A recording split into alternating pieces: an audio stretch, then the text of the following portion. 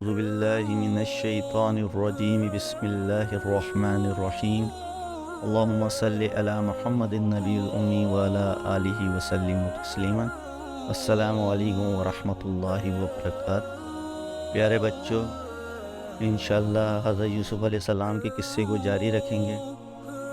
تو پیارے بچوں، حضرت یوسف علیہ السلام چند دن ہی کنویں میں رہے تھے کہ ادھر سے ایک قافلہ گزرا۔ یہ لوگ ملک شام سے مصر کی جانب جا رہے تھے۔ ان کے اونٹوں پر قیمتی ترین مال لدا ہوا تھا۔ انہوں نے اپنے چند لوگوں کو پانی لینے کے لیے کنویں کی طرف روانہ کیا۔ جب ایک آدمی نے پانی کے لیے ڈول لٹکایا تو حضرت یوسف علیہ السلام اس سے چمٹ گئے۔ اس آدمی نے جو نہایت ہی خوبصورت بچے کو ڈول کے ساتھ لٹکے پایا تو بے اختیار پکارا، یہ تو ایک بچہ ہے، انسان کا بچہ، یہ تو ہمارا غلام ہے۔ وہ لوگ پانی کے ساتھ ساتھ حضرت یوسف علیہ السلام کو لے کر اپنے سردار کے پاس پہنچ گئے اور ان کے سردار نے کہا اس بچے کو کہیں چھپا دو۔ 3 روز کے بعد حضرت یوسف علیہ السلام کے بھائیوں نے جب وہاں آ کر دیکھا کہ حضرت یوسف علیہ السلام کا کیا بنا تو انہیں معلوم ہو گیا کہ حضرت یوسف علیہ السلام کو قافلے والے نکال کر لے گئے ہیں۔ چنانچہ وہ لوگ قافلے والوں کے پیچھے گئے اور کہنے لگے یہ تو ہمارا غلام بھاگا ہوا ہے۔ قافلے کے سردار نے کہا کہ ہم مصر جا رہے ہیں، اگر تم اس غلام کو بیچنا چاہو تو ہم اس کو خرید سکتے ہیں۔ چنانچہ نہایت ہی کم قیمت میں حضرت یوسف علیہ السلام کے بھائیوں نے قافلے کے سردار کے ہاتھوں حضرت یوسف کو فروخت کر دیا اور یہ کہا جتنی جلد ہو اس کو یہاں سے لے جائیں۔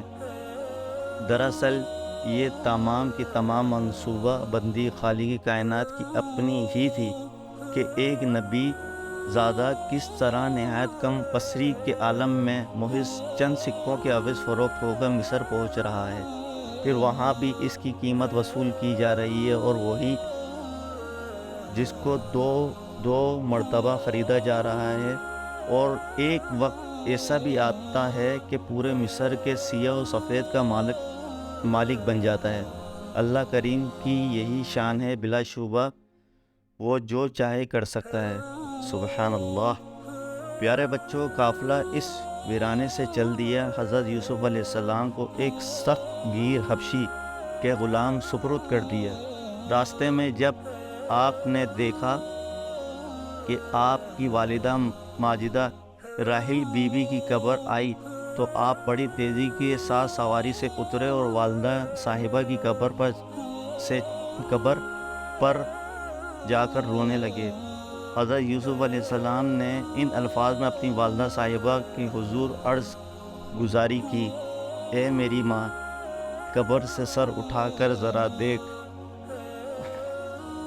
اے میری ماں، قبر سے سر اٹھا کے ذرا دیکھ اپنے بیٹے کو بیڑیوں میں جکڑا ہوا۔ اے میری پیاری ماں، امی جان، میرے بھائیوں نے مجھے کنویں میں ڈال دیا اور پیارے ابو جان سے جدا کر دیا۔ انہوں نے مجھے چند سکوں کے عوض فروخت کر ڈالا اور میری چھوٹی سی عمر کا خیال نہ کیا۔ ان میں کسی کو مجھ پر ترس نہیں آیا۔ اللہ کریم سے دعا کرتا ہوں کہ مجھے میرے والد کو رحمت کے مقام میں داخل فرمائے۔ بے شک وہی قادر و کریم ہے اور وہی ہم سب پر رحم فرمانے والا ہے۔ پیارے بچوں، حضرت یوسف علیہ السلام دنیا و معاشیوں سے بے نیاز اپنی والدہ ماجدہ کی قبر پر دعا کر رہے تھے اور غلام چاروں طرف حضرت یوسف کو تلاش کرنے کے لیے نظریں دوڑا رہا تھا۔ اس کا خیال تھا کہ آپ وہاں سے بھاگ گئے ہیں۔ اس دوران اس نے حضرت یوسف کو مٹی کی ڈھیری پر گرے ہوئے دیکھا تو دوڑتا ہوا حضرت یوسف کے پاس آیا اور سختی سے حضرت یوسف کے بازو کو پکڑتے ہوئے بولا کہ واقعی تم ایک بھگوڑے غلام ہو، جنہوں نے تمہیں بیچا ہے انہوں نے ٹھیک ہی کہا تھا۔ کہ یہ کہتے ہوئے اس نے آپ کے رخسار پر تھپڑ بھی رسید کر دیا۔ ننھی سی جان اور موٹا تازہ غلام حضرت یوسف اس کا تھپڑ کھا کر اس قبر پر گر گئے۔ اس نے جب حضرت یوسف کو اٹھایا تو حضرت یوسف نے اس کو بتلایا کہ میں ہرگز بھاگا نہیں، بلکہ دراصل یہ میری والدہ صاحبہ کی قبر ہے جہاں میں والدہ کو الوداع کہنے آیا تھا۔ حضرت یوسف کے ہونٹوں سے خون بہنا شروع ہو گیا اور حضرت یوسف کا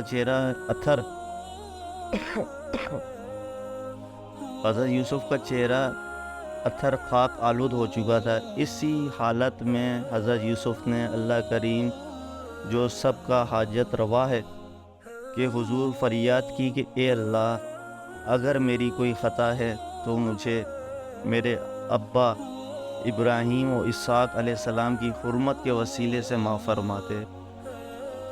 سبحان اللہ۔ معصوم جان کی فریاد بن کر فرشتے بھی اللہ کریم کے آگے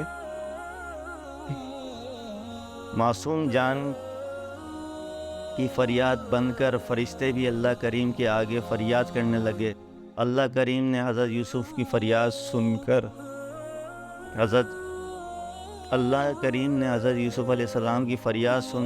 جبرائیل علیہ السلام سے فرمایا، اے جبرائیل، جا کر میرے بندے پر ظلم کرنے والوں کو تھوڑا سا سبق سکھاؤ۔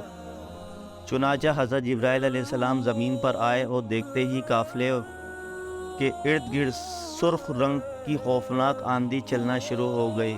قافلے کے سردار نے کہا، اے قافلے والو، اپنی اپنی سواریوں سے اترو، سواریوں کو اور خود کو ہلاکت سے بچانے کی تدبیر اختیار کرو۔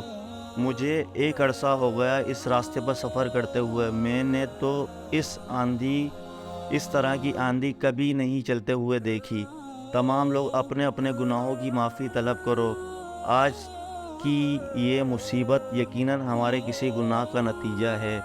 یہ صورتحال دیکھ کر حضرت یوسف علیہ السلام کے حبشی نگران نے بتایا کہ آج ہی میں نے اس غلام کو تھپڑ مارا ہے، اور جب میں نے غلام کو تھپڑ مارا تو اس نے آسمان کی طرف چہرہ اٹھا کر زیر لب کچھ کہا۔ چنانچہ قافلے کے سردار نے حضرت یوسف علیہ السلام سے معذرت کی اور حضرت یوسف علیہ السلام نے اس کو معاف فرما دیا۔ جو ہی حضرت یوسف نے معاف فرمایا، سرخ آندھی ختم ہو گئی اور سورج دکھائی دینا شروع ہو گیا۔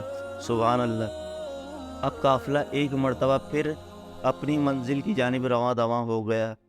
پیارے بچوں، تجارتی قافلہ اپنی مخصوص رفتار سے چلتا ہوا مصر پہنچ گیا۔ حضرت یوسف علیہ السلام ایک کھاتے پیتے گھرانے کے چشم و چراغ تھے، جو کہ بطور غلام اس قافلے میں جا رہے تھے، جن کے باپ بھی نبی اور دادا بھی نبی تھے۔ انہیں ایک غلام کی حیثیت میں لایا جا رہا تھا، مگر یہ بات کوئی نہیں جانتا تھا کہ آج کا غلام کل مصر کا مختار بننے والا ہے۔ قافلے کا سردار نہایت ہی شریف تھا۔ اس نے آپ کو عمدہ ترین ملبوسات پہنائے اور آپ کے سر پر ایک نہایت خوبصورت تاج پہنایا۔ آپ کا حسن و جمال آنکھوں کو خیرہ کر دینے والا تھا۔ بڑے بڑے رئیس آتے ایک دوسرے سے بڑھ کر بولی لگاتے، مگر اس تاجر نے آپ کو نہ بیچا۔ یہاں تک کہ مصر کے وزیر خزانہ، جس کو عزیز مصر کہا جاتا ہے، وہ آیا اور اس نے اس دور کے حساب سے سب سے بڑھ کر بولی لگائی اور آپ کو حاصل کر لیا۔ اس کا نام قطفیر یا اطفیر تھا۔ اس دور میں مصر میں جو فرعون حکومت کر رہا تھا، اس کا نام الریان بن ولید تھا۔ پیارے بچوں، مصر نے آپ علیہ السلام کو بے پناہ سرمایہ خرچ کر کے خریدا تو لوگوں کو بڑی حیرانی ہوئی، مگر انہیں اس بات پر بھی بڑی حیرانی ہوئی جب انہوں نے یہ سنا کہ عزیز مصر نے اپنی بیوی سے یہ کہا کہ اس بچے کو اپنے گھر کے نوکروں کی حیثیت نہیں دینا، بلکہ اس کو ہر طرح سے آرام و سکون دینا کہ کسی بھی طرح اس کی دل آزادی نہ ہو۔ اس نے یہ بھی کہا کہ اس کا چال چلن دیکھنے کے بعد ہم یہ فیصلہ کریں گے کہ آیا اس کو اپنا منہ بولا بیٹا ہی بنا لیں۔ پیارے بچوں، انشاءاللہ اللہ نے چاہا تو کل یا پرسوں انشاءاللہ اس قصے کو اب میں کنٹینیو آپ لوگوں کو سناؤں گا۔ آپ لوگ بس دعا کریں انشاءاللہ، اور میرے چینل کو سبسکرائب کریں اور لائک کریں اور شیئر کریں۔ السلام علیکم ورحمۃ اللہ وبرکاتہ۔